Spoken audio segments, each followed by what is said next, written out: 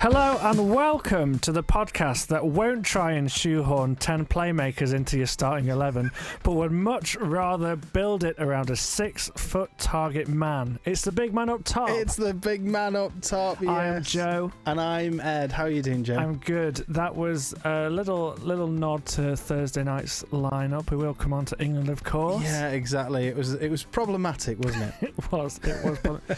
Ed, you've just enlightened me about your Saturday just before we started recording. Yes. Tell me what you got up to. Well, basically, we had one of those rare weekends where there was nothing planned on the Saturday, and we decided to keep it that way. International break, nothing going on. We got up late, we stayed in our pyjamas, we all had breakfast together, and then I spent a good chunk of the day playing with my kids building Lego football stadiums.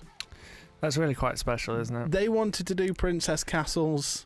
You said no. I said no. I want a football stadium with corporate entrances and a section for the ultras and floodlights and the works. Love that. So we're going to chat about a few bits and bobs. First of all, it's only right that we touch on the sad passing of George Baldock. There's obviously really sad news, devastating news. Really well loved in England and in Sheffield in particular. I think that was something that struck me, is that he's not from Sheffield, but he was a big part of Sheffield United's team, and he was just so loved there. Some really lovely tributes to him from Sheffield and from Greece during the game. You know, they dedicated their win to him. They held up a shirt when they scored, and I thought that was a really nice touch. Really touching, and obviously it's a really sad story, and you know he leaves behind a young family, and obviously our thoughts and prayers go out to his family and his loved ones.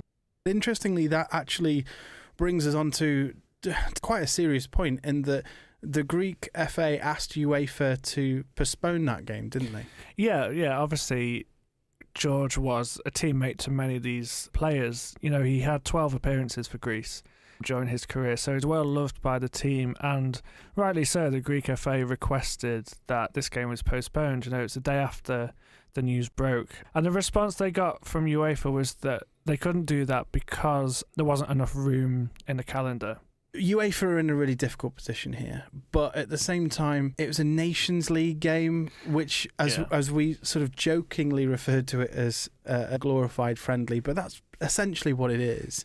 And you do feel like maybe there could have been a way they could have worked this out. And obviously, we don't want to detract from what a sad situation this is, but there's a whole thing to be said about the welfare of players, not just physical welfare, but the mental welfare of players. This is a day after one of their close friends has tragically passed away. Yeah. And we don't know what conversations have gone on, but it seems that there has been no room for these players to grieve almost. Yeah.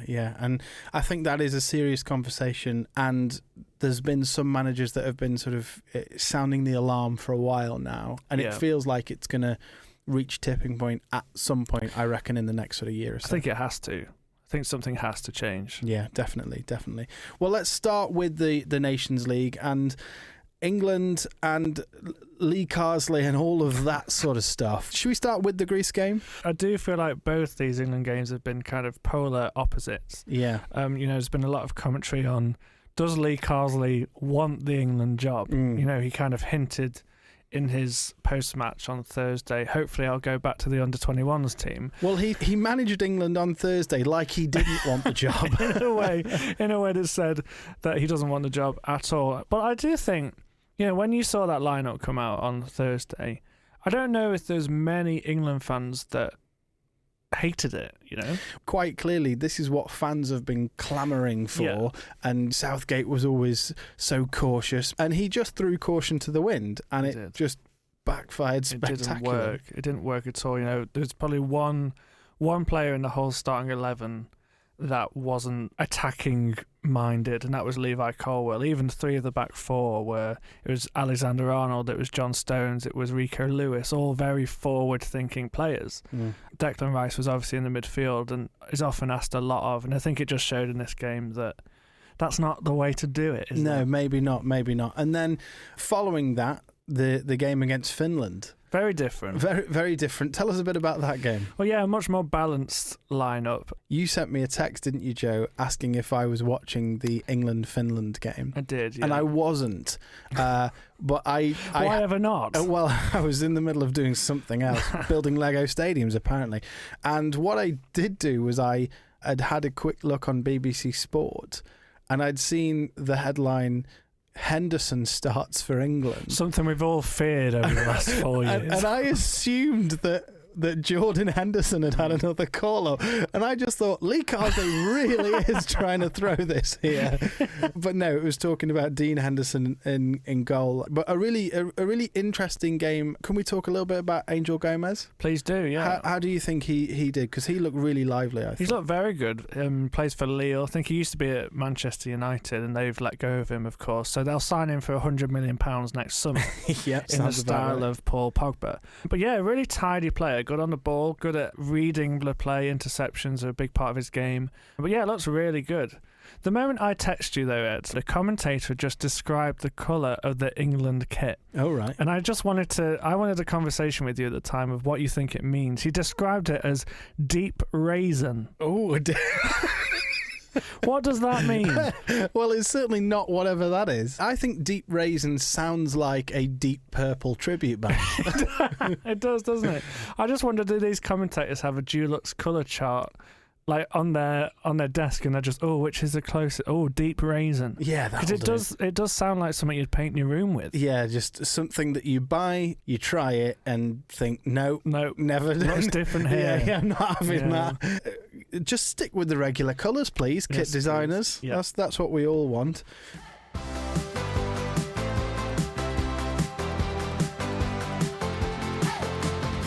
So, Joe, you messaged me the other day to talk about your controversial opinion of the week. Yeah, it's interesting that I looked on the running order and it said Joe's controversial opinion of the week. Does that mean I'm allowed one every week? You can have one every week if you want. Yeah, I think I said to you, and this isn't just to wind up any Arsenal fans listening. I said Although there's a bit of that going on. There's a bit of that, yeah. I said to you that Bukayo Saka reminds me a bit of Danny Welbeck. In what way? I'm not going as far to say as he's the next Danny Welbeck. Look, I love Danny Welbeck. I think he's a great player. I just think Bukayo Saka is prone to injury in a similar way that Danny Welbeck was.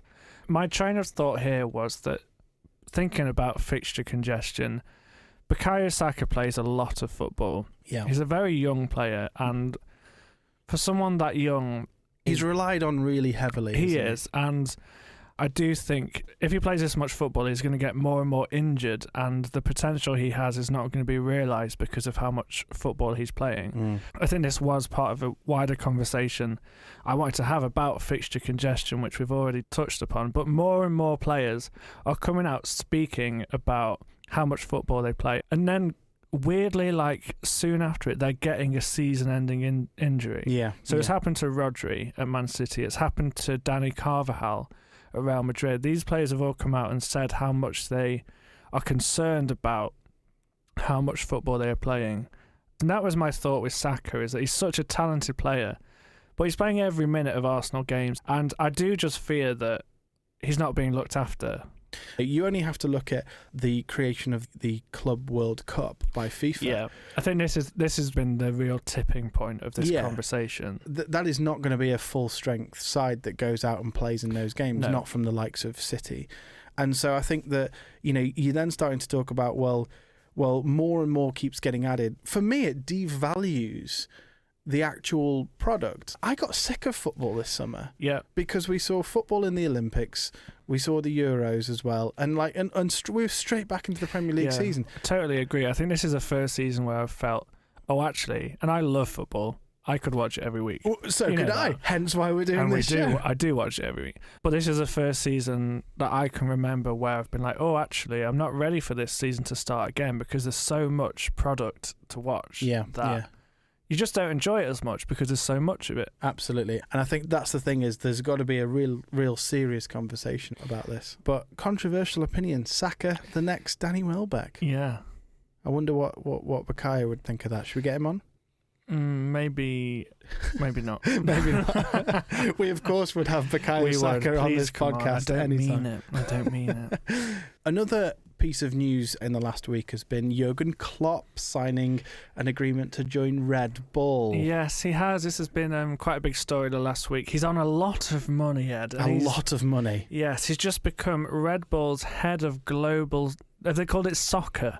I don't know. I think it's head of global soccer. I think obviously there's been quite a lot of condemnation in Germany and across the football world about this. What was the sort of reputation of Jurgen? Because I feel like anybody could have taken this job, but it was not. We just didn't want him to take it, did we? I think Jurgen Klopp has this real ability to connect with a place. Yeah. When he was manager of Mainz, he really loved the place, he loved the club, and he was well loved there. Same with Dortmund. You know, he was absolutely adored at Dortmund as a real man of the people. And the same as Liverpool. The whole chat around Jurgen Klopp at Liverpool is that he gets it. He gets the club. It's such a cliche, but he really did. He got the people, and he got... he understood what it meant to be manager of that team and how important that is to the fans. So I think that's why this has gone down particularly badly in Germany with Dortmund. RB Leipzig are universally hated in Germany, and much more than, for example, like Manchester United are universally hated. Yeah, 100%. So for anyone who doesn't know their story, I would say they're sort of the equivalent of an American expansion team. So how the Americans like to just sort of just create teams out of nothing. That's exactly what Red Bull did. RB Leipzig are very much seen as anti-football, plastic football, all that sort of stuff. And for Jurgen Klopp to go there very much smacks of just he's gone to where the money is. Yeah. And I think people expected better of him, Joe. It's Jurgen, isn't it? I think this is something that German fans are actually very good at. They're very good at standing up for what they believe in. And I think it's something we could learn a lot from as English fans. I feel like if a nation state was to buy out, I don't know, like Bayern Munich or any German club, I feel like their fans would have a lot to say about it. They wouldn't put up with it like we have. They wouldn't at all. So, I mean, obviously this is going to be something that sort of, rumbles on. Yeah. I suspect this is just a stopgap for him to the Germany national team job. Yeah, because there's a clause in his contract, isn't there, that he is allowed to leave for the German national team. That's what he wants. Which says a lot. It says that is the job he wants. And we've reached the time of the show, Joseph. Yes, time to shine. Time to shine. Yeah, well, I'm calling it Bible Ballers. Okay, then why is that, Ed? Because that's the name of our quiz. Oh, yes. Yes, so this is Guess the Player with a Difference. So I'm going to be quizzing Joe this week. I will be asking him a Guess the Player question. The difference is the first name of this player will also be the same as the name of a book of the Bible. How are you feeling? Are you feeling excited? Or? Yeah, no, I'm slightly worried, Ed. Why? Obviously, I'm doing very well in this quiz. You're 4-2 up. Yeah, I just worried that you're going to make the questions harder. I absolutely am. And I don't think that's right. You don't see on The Chase, someone's doing really well. They don't make it harder, do they? Yeah, but look, I'm a golfer, and I'm a big fan of the handicap system, Joe. Well, so, I'll take it as a compliment. Okay. So, are you ready? Yes. Which big man up top played for Bournemouth, Burnley and Stoke, amongst others, and has scored 11 goals for his country, including one at a European Championships quarter-final? Any thoughts? I'm thinking a European Championship quarter-final. Wales famously got there. They did. A tall Wales striker feels like they'll have played for Stoke, Burnley and Bournemouth. Welsh strikers, you've got John Hartson. I don't know if he played for them clubs.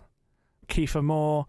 There isn't a book of Kiefer. No, but all these sound like they could have played for Stoke. They do. Yeah, I'm going to need a bit more time on this. You can have some more time. We'll come back to this at the very end of the episode, and then I will have you lock your answer in. Thank you very much.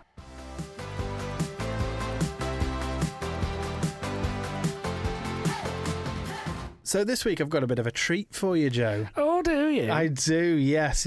So I was very, very privileged to have a conversation with Bruce Dyer the other day. Yes. Former Premier League striker. Yeah. He was the first ever million teenager when he signed for Crystal Palace in 1994. Well, that's quite special, isn't it? Isn't that cool? No one can ever take that away from him. No one can ever take that away from him. And basically, he's got an amazing story about his career, the goals he scored. He scored many. He was a big man up top. He was. You know, he was big, powerful, quick, strong. He has had an incredible journey, and Jesus has had a profound impact on his life, and he came to faith in the middle of his career. So I asked him all about that and what he's getting up to these days. Joining me today is Bruce Dyer, former Premier League striker and now pastor of Love Life Church. How are you doing today, Pastor Bruce? Yeah, I'm doing really well. Thank you very much. You began your career at Watford, and in 1994, you became the first £1 million teenager when you signed for Crystal Palace. Will you start by telling us about the early days of your career and how you got into the game?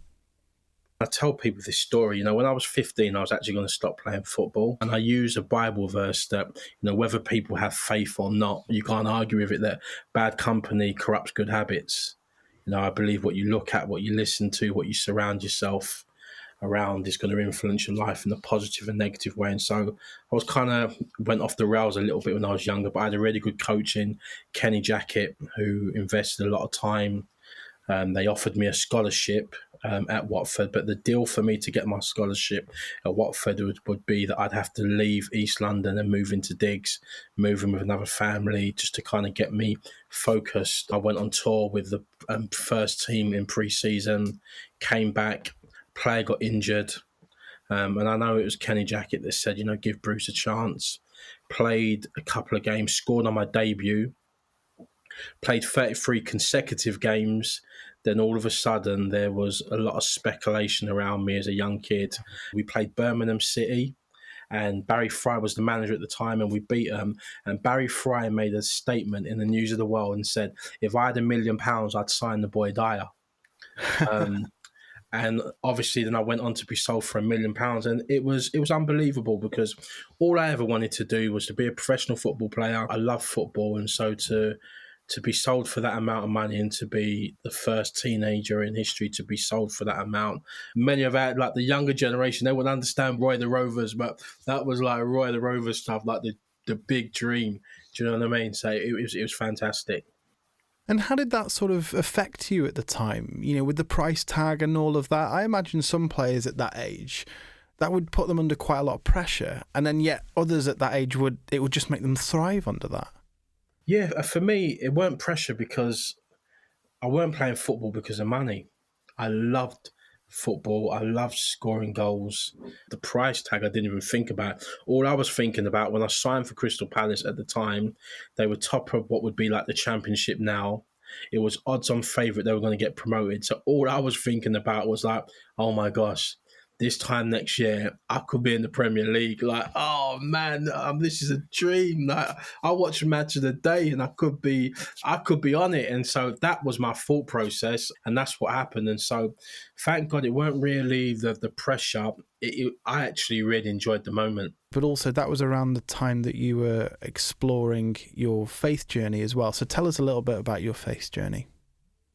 I grew up in church, and so my mum's been a Christian from the age of 15, and my dad had a faith, my uncle and my grandma, you know, they were ministers in the church, and so I grew up around faith. I had a knowledge of Jesus, but there's a difference in having a knowledge than having revelation and insight where he becomes a real reality to you. And so I had a lot of information, a lot of knowledge that I believed in, respected. My parents respected church. And deep down in my heart, really, I always knew that I was going to end up back in church, because, you know, the Bible says, train up a child in the way that they should go, that when they grow old, they'll not depart from it. And, you know, my parents trained and they brought us up in that way. And so I tell people this, and this is just the truth. Even when I was like at my wildest, I would always come home, even after a night out, being absolutely hammered. I would say my prayers and I would say, Lord, I know I'm not living right, but just remember me. And I really did. I really honestly used to do that. You know, my mum, we laugh about it now. My mum used to say, sometimes I used to think, son, you were just such a lost soul. You were just so far from Jesus. But she never stopped praying for me. But what my mum didn't know is that she taught us how to pray as kids. And before I used to go to bed, I used to always pray. And a real defining moment for me was in 1998. As a footballer, you get 6 weeks off in the holiday. Once a season finishes, you get probably 5 or 6 weeks off. And for me, once the season finished, it was like finished party time. Like I would just be like, right, I'm going for it. I'd go out everywhere. But that particular summer, I mean, I was going out on a Thursday to Sunday for probably 3 or 4 weeks on the bounce. And I was abusing my body. I was just living so not right. But I hit a brick wall. I can't explain it apart from it's like I hit a brick wall. I slid down it and I couldn't get back up. I started to have mental health problems. I was so depressed. I felt so down. And I'm convinced that was because of the alcohol abuse, the way I was abusing my body, how I was living, the sleepless nights, and all of this crazy things that I entangled myself in, that I just like mentally hit a brick wall and I couldn't get up. And I remember I had an older brother who became a Christian in prison. And the transformation in his life was nothing short of a miracle. And I saw firsthand the power of Jesus turning someone from darkness into light. And I remember my brother calling me when I was in a really dark place. And I remember just putting down the phone and all I could think of was Jesus. And it was at that moment that those Bible stories as a kid, it's like they came flashing in my mind. And then I just knew in my heart that there's two ways here. This is going to get darker or there's a way out with Jesus. And I sat on my bed in 1998. I didn't scream, shout. I didn't quote loads of Bible verses, but just from my heart, I said, Lord, help me. I need help. And I cannot explain it apart from whenever I share this story, the one Bible verse that always comes to my mind is where it says in 2 Corinthians, where it says, if anybody is in Christ, they're a new creation. And it says old things have passed away and all things became new. And I tell you, I turned from the ugly monster into the prince. Like something supernatural happened on the inside of me that I have never been the same to this day. And that's when my journey began. Did you have any teammates who had a faith or anything like that? Anybody inside the game you could turn to at that point? No, that I'm, so my personality, right? I'm all or nothing. Like when I'm in something, I'm in it. And so, by the grace of God, it's like when I was partying, it's like I was a front line. I was a leader of the pack. And so I was wild. I was full on. I always knew in my heart I would go back to church. I didn't know how, but I just knew that was my roots. When I became a Christian, I walked straight into the dressing room at Palace. And I said to all the lads, I've become a born-again Christian. And everyone started laughing. I mean, everyone, it's like, if to say, like, last week we was out doing some crazy things and you're telling me about Jesus, are you mad? And they all laughed and they, some was like, we'll give him a month, mate. Month went past, second month. And then I was due to sign for Fulham. So Terry Venables had come in. I'd agreed to sign a contract and then Terry Venables withdrew it. I thought Fulham was the perfect deal. South London. I lived in South London. I had a young son at the time. But the deal fell through. And I never forget when my dad, who was my agent at the time, he phoned me and said, look, Barnsley have come in for you. And I was like, Barnsley? Like, Barnsley? That's at the other end of the world. I was like, Dad, I'm never going up north. It's freezing cold. They talk funny. I'm like, no. And I remember, like, I tell this story all the time. I remember my dad just said to me, son, at least let's have a conversation. So we got on the M1 and honestly, mate, junction 10, 12, 13, 14, 15, 20, 30, 35, 37. I'm like, this place is the other end of the world.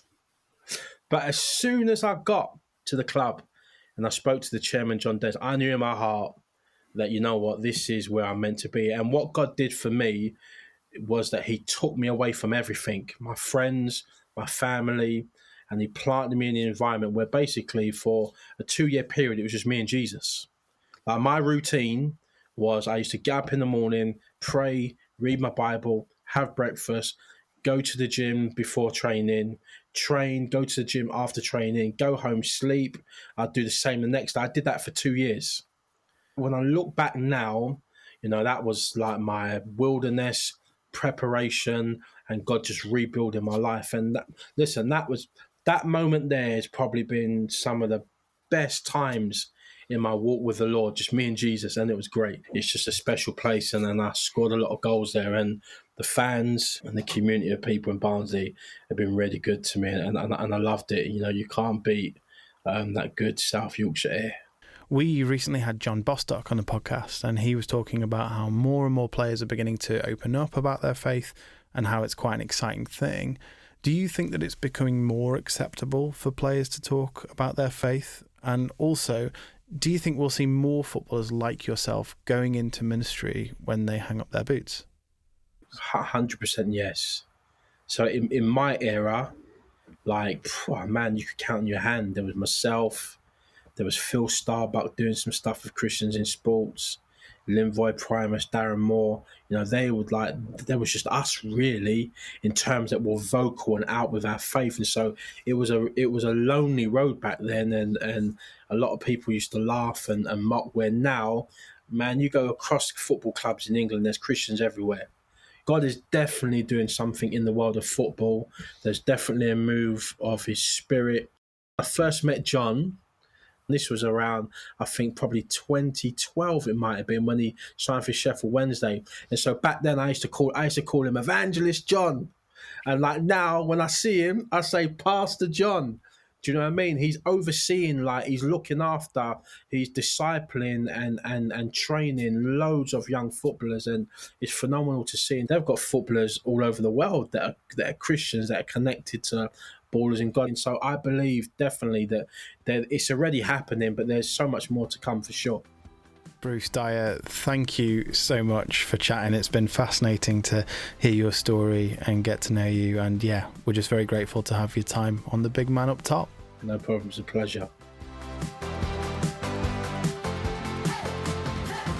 It's such an interesting conversation with him. And I think when I listen back to that, my immediate thought is thinking about why more footballers are coming out and talking about their faith. Is it because of social media? Is it because we know so much more about what's going on behind the scenes?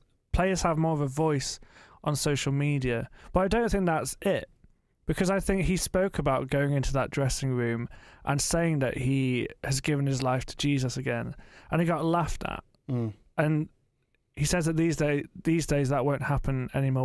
Do you think there's been a bit of a cultural shift? I think there has, and I think one of the things that is hugely responsible is that since Bruce was at the peak of his playing days, we've had a huge influx of foreign players, and I think particularly we have a lot more players from Africa, from South America, and I think these are players for whom Christianity is more of a sort of a cultural norm. Maybe a lot more players were raised with Christian beliefs and a Christian faith.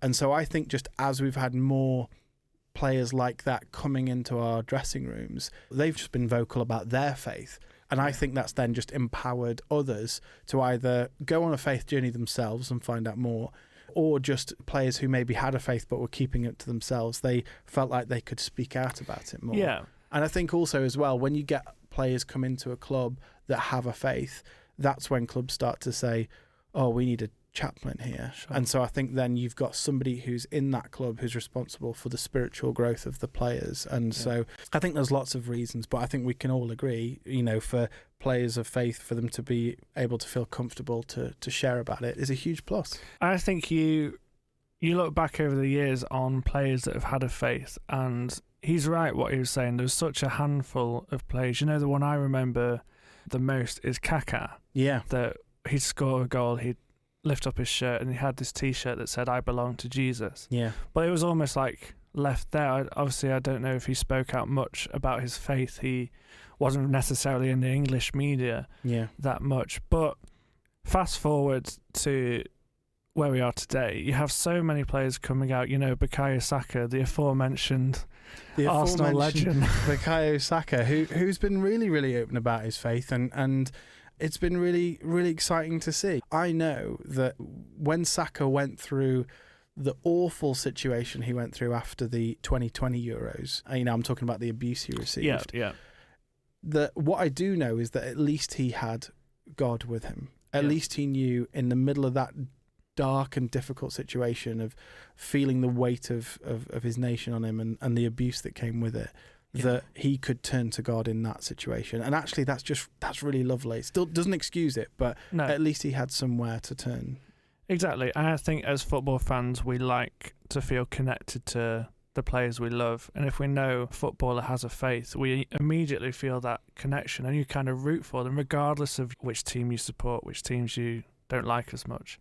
You have footballers that come onto a pitch for a substitution and they do the cross sign on them, giving glory to God. But it's much more than that these days. Eberechi Eze, during the Euros, he was quoted saying that Jesus is the centre of his life. And I think for me it comes back to that Romans 1 verse 16, for I'm not ashamed of the gospel. And we're seeing players really living that out. And I think it's such a challenge to us to do that as well. And especially because, as we've spoken about before, Warren Evans made this point too, is that these players are already under a lot of scrutiny. And so to actually come out and boldly declare to have a faith, I think that is the encouraging thing, is that you just hope, well, they've got God with them. They know they've got somewhere to turn to, and they can turn to God in these situations as well. And maybe other players can turn to them. This reminds me of any workplace environment where you've got somebody of faith who makes it very aware to their colleagues that they are a Christian. And what does that do? Well, hopefully it means that if somebody's got an issue or somebody's got something they want to confide in about whatever it may be, that they know that there's somebody there who has a faith that they can go to. And I think that's the courage that we all need to have. Yeah. We work at United Christian Broadcasters. We're surrounded by Christians. Yeah, I think that's what I was going to say. We don't need that courage. No. But if you're working in the local bank or whatever, you need that courage to be able to handle that really delicately. Yeah. But also to have a good influence on people around you. I think you're so right to say that. I think I see this as a real exciting moment and a real encouragement. If that can shift in football like that, how can that shift in your workplace as well? Yeah. You're right, we work at a Christian organisation. It'd be quite weird if we didn't talk about our faith. But maybe you are in one where it's felt uncomfortable to talk about your faith in the past. You're a bit nervous about doing that. I have been in the past as well. But I see this as a really encouraging moment in the cultural landscape where it's becoming more and more acceptable to talk about that. People are searching for something to grab hold of to give them hope, and I think we have that opportunity to share hope of Jesus Christ.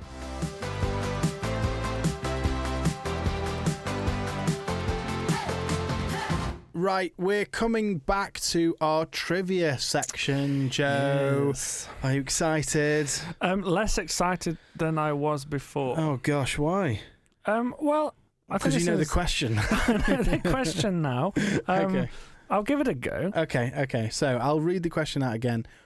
Which big man up top played for Bournemouth, Burnley and Stoke, amongst others, and has scored 11 goals for his country, one of them in a Euros quarter-final?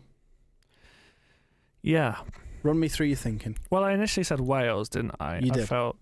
I felt like Wales would have a big striker that's played for those clubs. But I'm wondering if I need to play this with a bit more of a straight bat. Okay.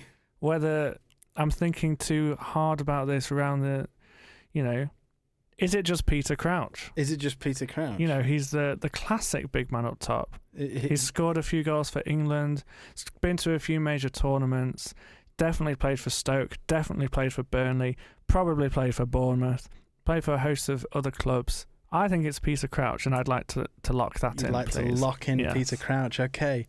Well, I'd love to find out all about the Book of Peter. Is there not a Book of Peter? I don't know. Peter, John, Jude, Revelation. Is there a Book of Peter? There is in the New Testament. Is there? Yes. Where's that? The New Testament, just before John. Oh, hang on. Before John 1, John 2, It's John 1 3. Peter. We course. We can take this back. No, we cannot. We are leaving this in. No, Anthony, Anthony, listen here right now. We are leaving that in because I have just proved Ed wrong. You've just on the Bible. Yeah, we can leave that in. That's fine. I presume this means I'm incorrect then. You are incorrect, Joe. It is That not. is a shame. It is not Peter Crouch. And you know what is horrible is... Was it John Hartson? It wasn't John Hartson, but you were really along the right lines. Wales. It was a Welshman. A Welsh striker. Who scored in the biggest night in Wales's history. Belgium. 3-1 against Belgium. Hal Robson-Carney scored. Yeah, and who scored the third goal? Oh, gosh. It was Sam Vokes. Oh, come on. Yeah, Sam That is Vokes. hard. That is very hard. Yeah, played for Bournemouth, Burnley, Stoke. Sam Vokes. No one's thought about Sam Vokes for years. He was Everyone forgot about him the day after he scored that goal. Oh, I completely disagree. Did he do well at Stoke? Fine, I'd say. Yeah, he did all right. He looked really good in some games and a bit off it in others. That's a real shame. I feel like, going back to my previous point, I think you've made that question really hard, and I think it's quite spiteful of you. And I think I thought you'd get that. You're so livid with me. Sam Vokes was the correct answer, so I'm afraid it's still 4-2, Joe. Well, that's a real shame, and I think you need to have a long, hard look at yourself on the way you ask your questions. And just expect next week's question to be absolutely impossible. Thank you for listening to the Big Man Up Top. And if you want to get in touch with the show, please ping us an email to podcasts@ucb.co.uk. Please follow, subscribe, and give us some good reviews, because this will help us get the word out about the podcast. And also, if you've enjoyed it, please tell your mates. Also, a huge thank you to our producer Anthony Salamat-Webb for all his hard work behind the scenes, and for also not taking out that bit where I proved Ed wrong about the Bible. There will be a new episode next Tuesday. Or there will be, if you forgive me for giving you that question. I will. See you next week, Joe. See you next week.